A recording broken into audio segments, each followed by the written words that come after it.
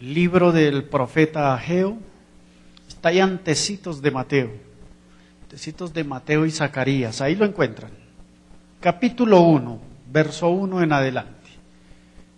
Me permito leer las escrituras que dicen: en el año segundo del rey Darío, en el mes sexto, en el primer día del mes, vino palabra de Jehová por medio del profeta Ageo a Zorobabel, hijo de Salatiel, gobernador de Judá, y a Josué, hijo de Josadac, sumo sacerdote, diciendo: así ha hablado Jehová de los ejércitos, diciendo: este pueblo dice, no ha llegado aún el tiempo de que la casa de Jehová sea reedificada.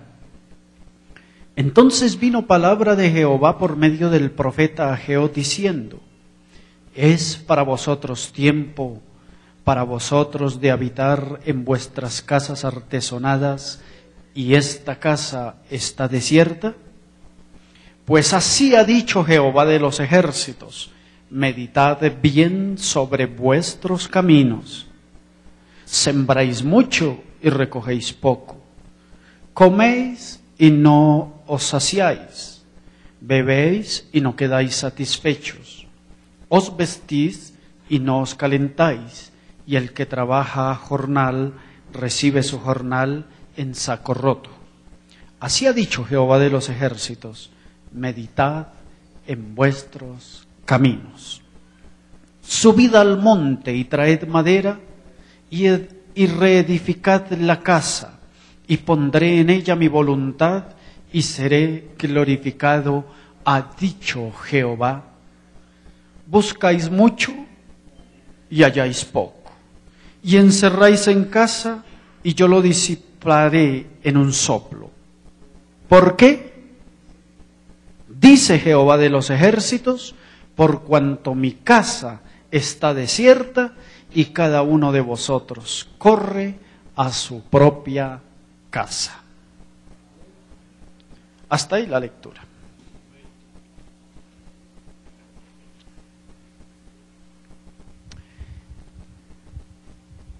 Lo que nos está narrando el pasaje que acabamos de leer es la experiencia que está viviendo el pueblo judío después de 50 años de cautiverio como pueblo exiliado en Babilonia.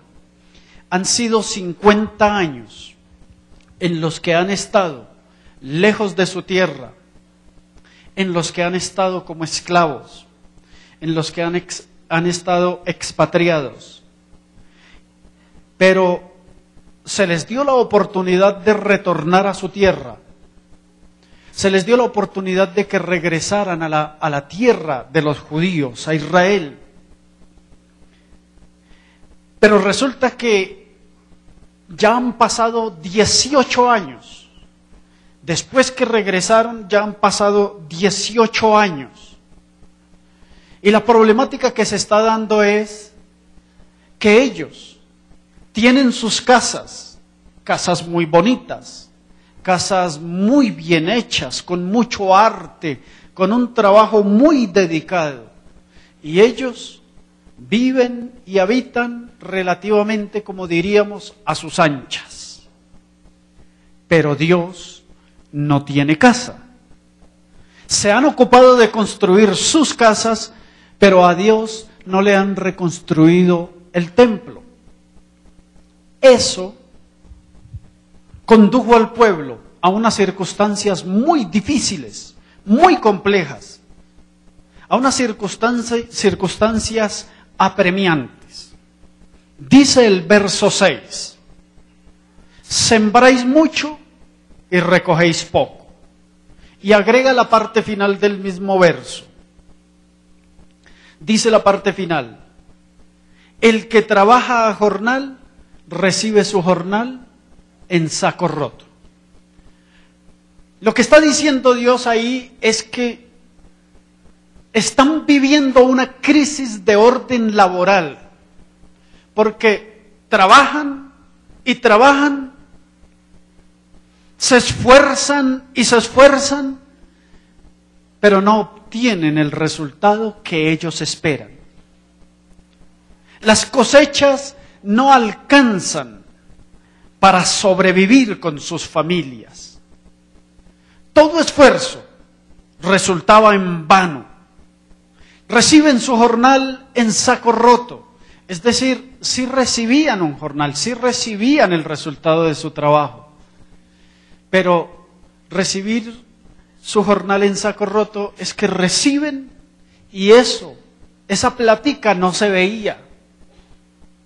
Eso que recibían no les alcanzaba para sobrevivir. Seguramente a usted le habrá pasado alguna vez que recibe la quincena o la mensualidad y más se demora en recibirla cuando ya se ha ido, ¿verdad? Y uno dice, ¿pero qué se hizo la plata? Y dice, es que no alcanza para nada. No alcanza. Más o menos eso era lo que estaba pasando allá. La plata no les alcanzaba. Las cosechas no eran lo suficientemente buenas como para solventar el sustento de las familias. Trabajaban, trabajaban y trabajaban, pero no prosperaban. Solo había ruina, escasez y crisis económica. Ante esas circunstancias, Dios les hace un llamado. Dios les dice, un momento, pueblo, reflexionen en sus caminos. Dice el verso 5, pues así ha dicho Jehová de los ejércitos, meditad bien sobre vuestros caminos. Dios los está llamando para que revisen cómo son sus comportamientos, cuáles son sus caminos. Dios les está diciendo, cuidado pueblo, cuidado familias, no sea que estén en el camino equivocado, porque los caminos humanos no son más que caminos humanos con fines meramente terrenales. Cuidado, ¿cuál es el camino que llevan? Además dice, cada uno corre a su propia casa. Y mi casa, dice Dios, mi templo está desierto.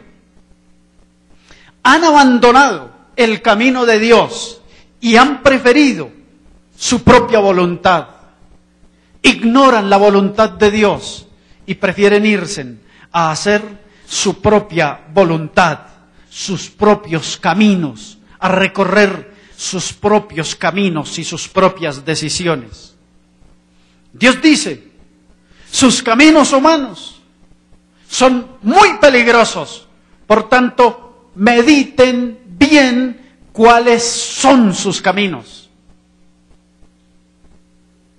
Y ese es el primer desafío para nosotros como familia también, meditar en mis caminos.